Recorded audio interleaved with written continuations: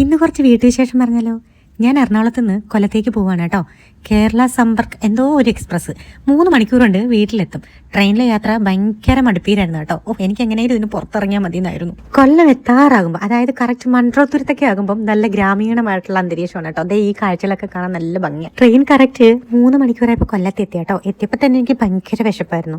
പിന്നെ അടുത്തുള്ള ഒരു ഹോട്ടലിൽ കയറിയിട്ട് ഇത് പോയി ഒരു ലൈം ജ്യൂസും ഒരു ക്യാരറ്റ് കേക്കും കഴിച്ചു. ഒരു പുനലൂർ ബസ് കിടക്കുന്നുണ്ടോ. ഈ ബസ്സിൽ കയറിയിട്ട് ഞാൻ കുണ്ടറ ഇറങ്ങി കേട്ടോ. നിൽക്കുന്നു വിക്രമാദിത്യനും വേതാളവും പോലെ ആർഷൂട്ടൻ.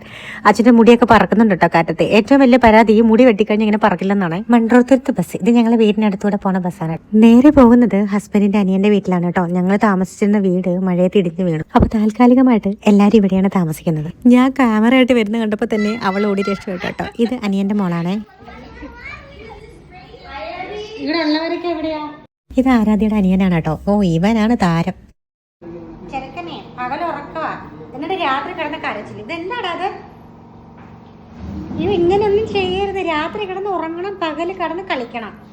ഇവൻ രാത്രിയിൽ തീരെ ഉറങ്ങാറില്ല കേട്ടോ. നല്ല നിർബന്ധമാണ്. അങ്ങനെ അനിയത്തിയുടെ ദേ കണ്ടോ കലാവിരുത്. അവളുടെ എല്ലാ കഴിവും പുറത്തെടുത്തിട്ടുണ്ട്. ചെക്കന് പകല് രാത്രിയും രാത്രി പകലുമാണ് കേട്ടോ. ഇവന്റെ ക്ലോക്ക് ഇതുവരെ ശരിയായിട്ടില്ല. അതാണ് അവൾക്ക് ഉറങ്ങാനും പറ്റാത്തത്. ഇവിടുന്ന് നേരെ ഇനി എന്റെ ചേച്ചിയുടെ വീട്ടിലോട്ടാണ് കേട്ടോ. ആ വിശേഷം നെക്സ്റ്റ് വ്ലോഗിൽ പറയാം.